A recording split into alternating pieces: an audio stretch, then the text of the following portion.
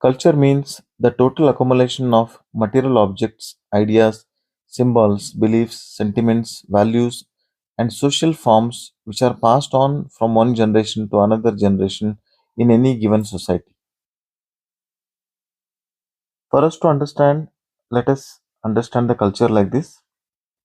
For the subject of culture, generally it is divided into two categories, namely material and mental.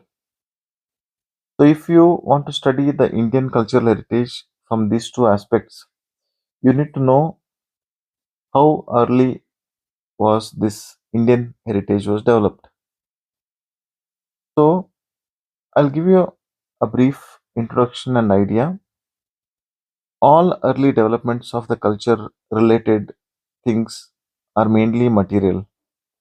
So, if you are materially well off and if you have a surplus idea, time, and space, then you think of the mental culture. So, India seems to have developed a lot of material wealth much more before it was existing.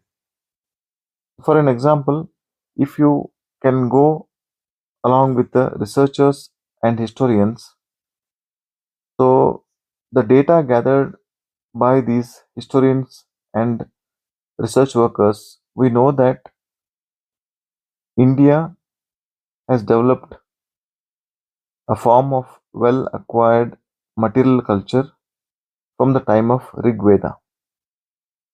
So, Rig Veda is the first written record or first written record of mankind. So, it gives a picture of people who are already settled in their life of agriculture, village handicraft, village organization, and they exhibit a good deal of love of life, poetry, war, and so many things. So, going back further still, if we accept a viewpoint of several eminent historians that the Indus Valley civilization is pre Rigvedic, if so, the Indian cultural heritage we cannot pinpoint that it has developed in so and so date or so and so master or so and so book. Thus, it is extremely difficult to define the earliest beginning of the Indian culture. But something is very interesting. It strikes to your mind that when culture makes its debut on the stage of human history, it discloses a state of social evolution, a long past, and mighty advances in the plane of mind and thoughts. For the people of Rigvedic Indians, sometimes it is also described as Indo-Aryans. They were more energetic race of people, deeply religious, and had their leisures. These conditions led them to invest their surplus energy on the plane of mind. See the thought. Here, what we are describing is in the culture, the material culture would have established so well established that the people have given their time, energy, resources towards understanding of the mind and beyond. Once you have a stable culture with good stability and security in the material base, when you're well settled in your agriculture and industry, and you have certain amount of leisure, then you tend to invest your mind on the higher state of the mind and the man's inner life, inner well-being. So this gives a second aspect of the culture, namely mental culture.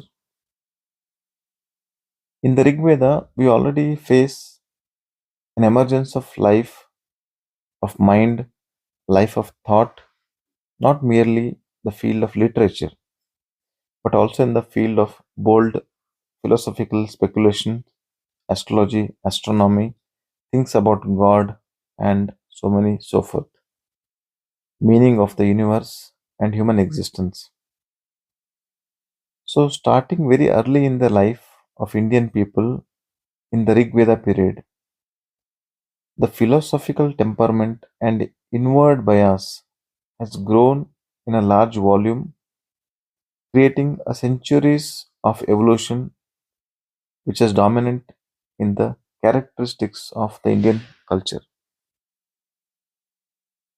The vast and varied Vedic literature gives us an insight into the mind and mood of India of those days. The thoughts, insight gained by the gifted minds is much more beyond and it is still valued in the present life. Every culture and civilization has an inspiration of a philosophy. The philosophy is necessary to comprehend the mind, mood, and process of the culture and civilization. A civilization without a philosophy is like a temple without holy of the holies. So, Indian culture in its long career has experimented with life of its diverse aspects and levels. It has not neglected any values of life, but it has concentrated more of politics, economics, art, science, religion, philosophy, and so many other areas of interest.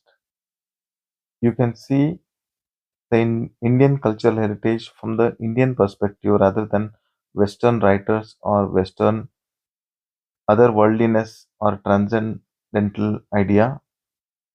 In Indian cultural philosophy, you see a robust positivism with the zest of life and its expression in the art, literature, music, and dance and philosophy. So, a basic introduction of Indian culture would be a greatest eye opener for all the Western audience to know about India much more than what you see and hear about India.